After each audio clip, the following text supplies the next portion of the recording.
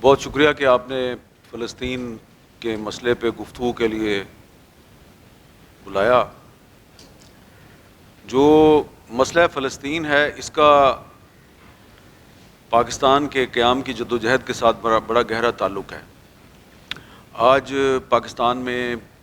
جب فلسطین کے مسئلے کی بہت سے لوگ بات کرتے ہیں تو ہمارے ساتھ مجھے یہ ایک تجربہ ہوا ہے پچھلے کچھ سالوں میں کہ ہمارے جو بہت بااختیار لوگ ہیں جو ریاست کے مختلف اداروں میں بیٹھے ہوئے ہیں یا ان کے پاس کافی اختیار ہے، وہ ہمیں کہتے ہیں جی جب عربوں نے فلسطین کو قبول کر لیا ہے، جب عرب ممالک نے فلسطین کے ساتھ سفارتی تعلقات اسرائیل کے ساتھ بنا لیے ہیں تو پھر ہم اسرائیل کے ساتھ بات چیت کیوں نہ کریں۔ اور اس میں وہ ایک یہ بھی بات کرتے ہیں کہ جی فلسطین کی تحریک آزادی میں جو لوگ سرگرم ہیں ان کی آپس میں بڑی لڑائی ہے، پی ایل او کی حماس سے لڑائی ہے، حماس کی کسی اور سے لڑائی ہے، تو ایک مایوس کن صورتحال بنا کے ہمارے سامنے رکھی جاتی ہے اور پھر کہا جاتا ہے کہ جی اگر ہم اسرائیل کو انگیج کر لیں تو اس میں کیا حرج ہے۔ جب ہم ان سے بات کرتے ہیں جی کہ پاکستان اور باقی عرب ممالک میں ایک فرق ہے، پاکستان ایک سیاسی اور جمہوری جدوجہد کی پیداوار ہے اور اکثر عرب ممالک میں سیاسی اور جمہوری حکومتیں نہیں ہیں، تو کہا جاتا ہے اچھا ترکی میں تو سیاسی اور جمہوری حکومت ہے، تو ترکی نے اگر تعلقات بنا لیے ہیں تو پھر پاکستان کو کیا حرج ہے۔ قصہ مختصر یہ ہے کہ بہت عرصے سے کوشش ہو رہی ہے کہ پاکستان کی کوئی بھی حکومت ہے، خواہ وہ یہ حکومت ہے یا اس سے پچھلی حکومت تھی یا اس سے پچھلی حکومت ہے، کسی نہ کسی طریقے سے وہ اسرائیل کے ساتھ اپنے معاملات ٹھیک کر لے۔ اب ہمیں کسی سے کوئی ذاتی مخاصمت تو ہے نہیں یا کوئی ذاتی مفاد تو ہے نہیں ہے، لیکن مسئلہ یہ ہے کہ ہم نے جو پاکستان کی تاریخ پڑھی ہے تو اس تاریخ میں تو ہمیں تو یہی پتہ ہے کہ جو پاکستان کے قیام کی جو قرارداد ہے وہ 23 مارچ 1940 کو مینار پاکستان لاہور جس جگہ پر اب واقع ہے تو وہاں پہ ایک اجلاس ہوا تھا، تو وہاں پہ 23 مارچ 1940 کو ایک قرارداد منظور ہوئی تھی جس کے تحت پھر بعد میں یہ ایک علیحدہ مملکت جو ہے وہ قائم ہوئی۔ تو وہاں پہ ایک قرارداد تو پاکستان کے قیام کی پیش ہوئی تھی اور دوسری جو قرارداد تھی وہ یہ تھی کہ بر صغیر پاک و ہند کے مسلمان فلسطین کے مسلمانوں کی ہمیشہ حمایت کریں گے، ان کی تحریک آزادی کی حمایت کریں گے۔ تو اب کچھ عرصہ پہلے ایک پاکستان کا ایک انتہائی اہم ادارہ جو ہے اس نے ایک کتاب شائع کی تحریک پاکستان کے بارے میں، تو اس میں جو 23 مارچ 1940 والا جو چیپٹر تھا تو میں نے اس چیپٹر میں خاص طور پہ جو دوسری اور تیسری قرارداد ہے وہ تلاش کی۔ صرف ایک اس میں قرارداد تھی کہ جہاں جہاں مسلمانوں کی اکثریت ہے وہاں ان علاقوں کو اکٹھا کر کے ایک علیحدہ ریاست بنائی جائے گی، لیکن جو دوسری قرارداد تھی کہ بر صغیر پاک و ہند کے مسلمان فلسطین کی حمایت کریں گے وہ قرارداد غائب تھی۔ تو میں نے وہ جن صاحب نے وہ جس ادارے نے وہ کتاب چھاپی تھی میں نے ان سے پوچھا کہ یہ آپ نے دوسری قرارداد فلسطین والی وہ غائب کیوں کر دی ہے؟ انہوں نے کہا وہ ضروری نہیں تھی۔ میں نے کہا بھئی یہ تاریخ ہے پاکستان کی تاریخ ہے، 23 مارچ 1940 کو آل انڈیا مسلم لیگ کا لاہور میں اجلاس ہوا، اس میں ایک قرارداد تو منظور نہیں ہوئی، 4 قراردادیں منظور ہوئی، تو دوسری اور تیسری اور چوتھی قرارداد آپ نے غائب کر دیا، ایک قرارداد صرف رکھی ہے آپ نے۔ تو یہ اس طریقے سے جو فلسطین ہے اس کو ہمارے نصاب میں سے بھی آہستہ آہستہ غائب کیا جا رہا ہے۔ اگر آپ تحریک پاکستان کا مطالعہ کریں تو فرسٹ ورلڈ وار جو پہلی جنگ عظیم تھی اس کے بعد سے جو آل انڈیا مسلم لیگ ہے اس کے اجلاسوں میں باقاعدہ فلسطین کے مسلمانوں کی حمایت میں قراردادیں پاس ہو رہی ہے۔ یہ اچانک 23 مارچ 1940 کو ایک قرارداد نہیں پاس ہوئی، اس کے پیچھے ایک پوری بیک گراؤنڈ ہے۔ یہ 1920 21 22 23 سے سلسلہ چلتا آ رہا ہے۔ جب بھی آل انڈیا مسلم لیگ کا سالانہ اجلاس ہوتا تھا تو فلسطین کے حق میں ایک قرارداد ضرور پاس ہوتی تھی، کیونکہ مسلمانوں کو پتہ تھا کہ وہاں پہ سازش ہو رہی ہے، وہاں پہ فلسطین پر ایک قبضے کی سازش ہو رہی ہے۔ اچھا، اس کو وہ لوگ بھی پاکستان میں جو تحریک پاکستان سے جو فلسطین کا تعلق ہے پاکستان میں وہ لوگ بھی اس کو چھپانے کی کوشش کرتے ہیں جو پروپیگنڈا کرتے ہیں کہ جناب قائد اعظم جو ہیں وہ تو انگریزوں کے لیے کام کرتے تھے، اور جو تحریک پاکستان ہے یہ تو برطانوی سامراج جو ہے اس کے ایجنٹوں نے شروع کی تھی. کیونکہ اگر تحریک پاکستان کا جو فلسطین کی تحریک کے ساتھ تعلق ہے اگر وہ سامنے آئے گا تو پھر تو تردید ہو جاتی ہے نا، کیونکہ جو اسرائیل کا قیام ہے یہ تو ایک برطانوی استعمار کی سازش ہے، اور برطانوی استعمار نے ایک پوری سازش کر کے فلسطین پر قبضہ کروایا اور وہاں پہ ایک علیحدہ یہودی ریاست قائم کروائی. تو اگر دنیا کو یہ پتہ چل جائے کہ قائد اعظم محمد علی جناح جو ہیں اور ان کی جو مسلم لیگ تھی وہ 1920-22 سے فلسطینیوں کی حمایت کر رہی تھی، تو جو لوگ یہ کہتے ہیں کہ قائد اعظم انگریزوں کے لیے کام کر رہے تھے تو وہ تو جھوٹے ثابت ہو جاتے ہیں. تو اس میں بہت سی لابیز جو ہیں وہ کام کر رہی ہیں اس میں، اور اس میں ایک جس طرح آپ نے ماضی قریب میں سنا ہوگا کہ اسامہ بن لادن کو امریکہ نے دی موسٹ وانٹڈ پرسن قرار دیا تھا، دنیا کا سب سے بڑا دہشت گرد قرار دیا تھا. تو دوسری جنگ عظیم میں جو مفتی اعظم فلسطین تھے مفتی امین الحسینی، ان کو برطانوی حکومت نے ان کو دی موسٹ وانٹڈ پرسن اور دنیا کا سب سے بڑا دہشت گرد قرار دیا. اب مفتی امین الحسینی صاحب جو ہیں ان کو برطانیہ نے دہشت گرد کیوں قرار دیا؟ کیونکہ دوسری جنگ عظیم میں مفتی امین الحسینی صاحب جو ہیں وہ جرمنی کو سپورٹ کر رہے تھے، اور جرمن ریڈیو سے وہ عربی میں امریکہ اور برطانیہ کے خلاف تقریریں کرتے تھے اور بتاتے تھے کہ کس طرح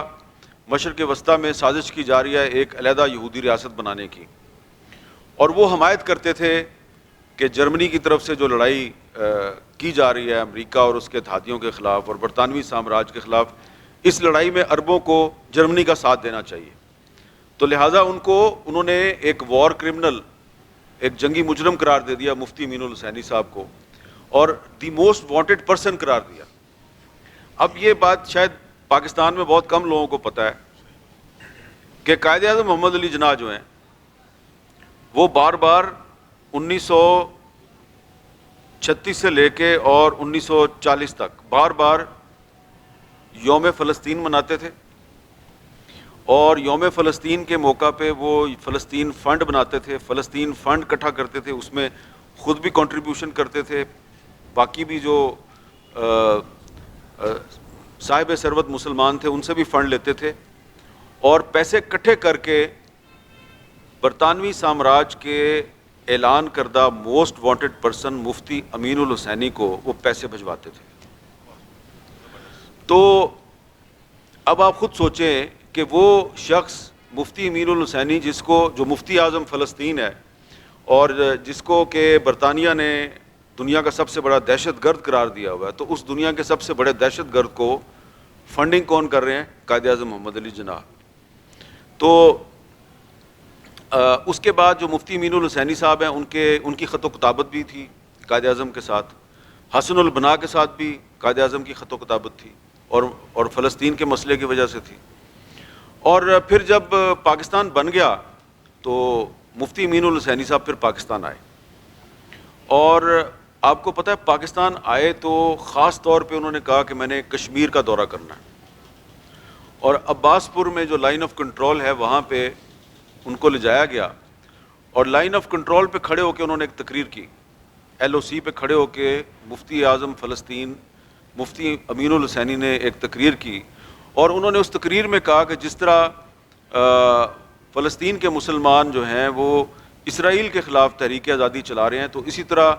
کشمیری مسلمان ہندوستان کے خلاف تحریک آزادی چلا رہے ہیں. تو ہم دونوں کی جو منزل ہے ایک ہے، ہم دونوں کا مقصد ایک ہے، ہم دونوں آزادی چاہتے ہیں، اور فلسطین کی تحریک میں اور کشمیر کی تحریک میں کوئی فرق نہیں ہے. اور اس کے بعد جب مفتی اعظم فلسطین پاکستان سے واپس گئے تو پھر ان کا جو سفر ہے اس پر بھی پابندیاں عائد کر دی گئیں. میں نے آپ کو ایک بتایا ہے، ایک تاریخی رشتہ بتایا ہے تحریک آزادی فلسطین کا اور تحریک پاکستان کا، اور یہ وہ تاریخ ہے جس کی بنیاد پر ہم یہ آرگومنٹ قبول نہیں کرتے کہ اگر اردن نے اور مصر نے اور ترکی نے اگر اسرائیل کو تسلیم کر لیا تو پاکستان بھی تسلیم کر لے. اردن اور ترکی اور مصر جو ہے اس میں قائد اعظم نہیں تھا. پاکستان قائد اعظم پاکستان میں تھا. اردن اور مصر اور ترکی کے جو حکمران ہیں انہوں نے فلسطین فنڈ بنا کے مفتی اعظم فلسطین کی حمایت نہیں کی تھی. یہ برصغیر پاک و ہند میں قائد اعظم محمد علی جناح نے کی تھی. اسی لیے جب اسرائیل بن گیا اور قائد اعظم محمد علی جناح سے کہا گیا کہ اب آپ اسرائیل کو تسلیم کر لیں, تو انہوں نے کہا کہ جب تک جو فلسطین کے جو مسلمان ہیں انہیں آپ حق خود ارادیت نہیں دیتے اور یونائٹڈ نیشنز کی جو ریزولوشنز ہیں ان پہ عمل درآمد نہیں ہوتا, ہم آپ کو تسلیم نہیں کریں گے. تو فلسطین کے مسئلے کا جو کشمیر کا مسئلہ ہے اس کے ساتھ ایک یہ بھی تعلق ہے کہ اگر آپ آج کا جو اسرائیل ہے اس کو آپ تسلیم کر لیتے ہیں, اس سے سفارتی تعلقات قائم کر لیتے ہیں, تو آپ کو پتہ ہے کہ اب انہوں نے تو اپنا دارالحکومت یروشلم کو ڈکلیئر کر دیا, اور یروشلم جو ہے اس کو اسرائیل کا دارالحکومت ڈکلیئر کرنا جو فلسطین پر اقوام متحدہ کی قراردادیں ہیں اس کی خلاف ورزی ہے. تو اگر آپ فلسطین پہ اقوام متحدہ کی قراردادوں کے خلاف اسرائیل کو تسلیم کر لیتے ہیں تو پھر کشمیر پہ جو اقوام متحدہ کی قراردادیں ہیں ان کی بھی نفی ہو جاتی ہے, اور پھر ہندوستان یہ کہے گا کہ پاکستان جو ہے وہ اس کو کوئی رائٹ نہیں ہے کہ وہ کشمیر پہ UN ریزولوشنز کی بات کرے, کیونکہ پاکستان نے تو فلسطین پہ جو UN ریزولوشنز ہیں ان کو رسپیکٹ نہیں کیا, تو یہ جو کشمیر پہ UN ریزولوشنز ہیں اس کو ہم کیوں رسپیکٹ کریں. تو اس لیے ہمارا جو پاکستان کا بطور ریاست اور پاکستان کے جو لوگ ہیں ان کا بطور ایک شہری کے جو فلسطین پہ جو موقف ہے وہ عرب ریاستوں کے جو غیر جمہوری حکمران ہیں ان سے بالکل مختلف ہے ہمارے. اور کیونکہ پاکستان کو آپ کہتے ہیں ایک نظریاتی ریاست ہے, تو پاکستان ایک نظریاتی ریاست ہے, ایک نظریے کی بنیاد پہ وجود میں آئی ہے. تو نظریے کی بنیاد پہ وجود میں آنے والی جو ریاست ہے اس میں اگر آپ قائد اعظم محمد علی جناح کی جو پالیسی ہے ان کے نظریات ہیں ان کو اگر آپ بالائے طاق رکھتے ہوئے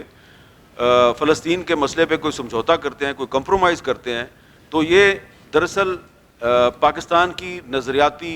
بنیادوں کی خلاف ورزی ہے, پاکستان کے نظریے کی نفی ہے. تو اس لیے جب تک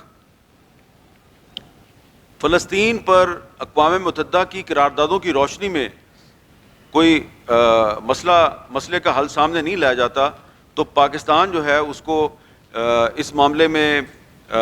مغربی دباؤ کا سامنا نہیں کرنا چاہیے. اور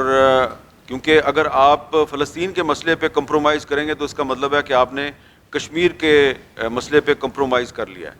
تو یہ اللہ تعالیٰ کی طرف سے ایسے حالات و واقعات ہیں. اللہ تعالیٰ نے آپ کو قائد اعظم محمد علی جناح کی صورت میں ایک ایسا لیڈر دیا جس نے فلسطین کے مسئلے پہ ایک ایسی پالیسی بنائی کہ اب پاکستان کا کوئی حکمران جو ہے وہ اس پہ اگر سمجھوتا کرے گا, کوئی کمپرومائز کرے گا, تو اس کا مطلب ہے اس نے فلسطین پہ سمجھوتا نہیں کیا, اس نے کشمیر پہ سمجھوتا کر لیا. لہذا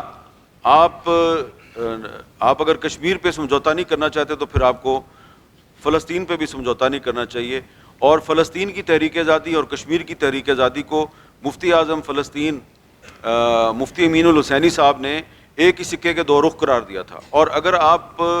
شاعر مشرق علامہ اقبال کی شاعری پڑھیں تو ان کی شاعری میں بھی آپ کو فلسطین کے لیے بھی محبت نظر آتی ہے, کشمیر کے لیے بھی محبت نظر آتی ہے. آپ قائد اعظم محمد علی جناح کی تقریریں پڑھ لیں, اس میں آپ کو فلسطین کی بھی اتنی ہی اہمیت نظر آئے گی جتنی کہ کشمیر کی اہمیت ہے. تو میرے جیسے لوگ جو کہ علامہ اقبال اور قائد اعظم کے پاکستان کو ہی اصل پاکستان سمجھتے ہیں, ہم نہ تو فلسطین پہ سمجھوتا کر سکتے ہیں نہ کشمیر پہ سمجھوتا کر سکتے ہیں. البتہ اس ملک میں ایسے لوگ موجود ہیں جن کے مفادات کہیں اور وابستہ ہیں اور وہ سمجھتے ہیں کہ جی پاکستان کا نیشنل انٹرسٹ اس میں ہے کہ اب آپ جو اسرائیل پہ آپ کا جو پرانا روایتی موقف ہے اس کو آپ فراموش کر دیں, اور اگر عربوں نے اسرائیل کے ساتھ سفارتی تعلقات قائم کر لیے تو آپ بھی کر لیں. تو میں نے ایک لمبی تمہید باندھ کے جو آپ کو یہ آپ کے سامنے عرض کرنے کی کوشش کی ہے کہ ہمارا مسئلہ جو ہے, ہمارا موقف جو ہے وہ عربوں کے موقف سے بالکل مختلف ہے. ان کے پاس نہ علامہ اقبال ہے, ان کے پاس نہ قائد اعظم ہے, ہمارے پاس علامہ اقبال بھی ہے, قائد اعظم بھی ہے. تو اگر کچھ لوگ ان دونوں بزرگوں کو اپنے پاؤں کی زنجیر سمجھتے ہیں تو سمجھتے رہیں. ہم تو ان دونوں بزرگوں کو حریت کی اور آزادی کی علامت سمجھتے ہیں, کیونکہ یہ دونوں بزرگ جو ہیں یہ اگر یہ چاہتے ہیں کہ کشمیر کے مسلمانوں کو آزادی ملے تو یہ بھی چاہتے ہیں کہ فلسطین کے مسلمانوں کو بھی آزادی ملے. تو ایسا نہیں ہو سکتا کہ ہم صرف کشمیر کی آزادی کی بات کریں اور فلسطین کی آزادی کی بات نہ کریں. اگر واقعی پاکستان ایک نظریاتی ریاست ہے تو ہمیں کشمیر اور فلسطین دونوں کی آزادی کی بات کرنی چاہیے. اور اگر ہم فلسطین کے مسئلے پہ کوئی سمجھوتا کریں گے تو اس کا مطلب ہے کہ ہم پاکستان سے غداری کر رہے ہیں. بہت بہت شکریہ.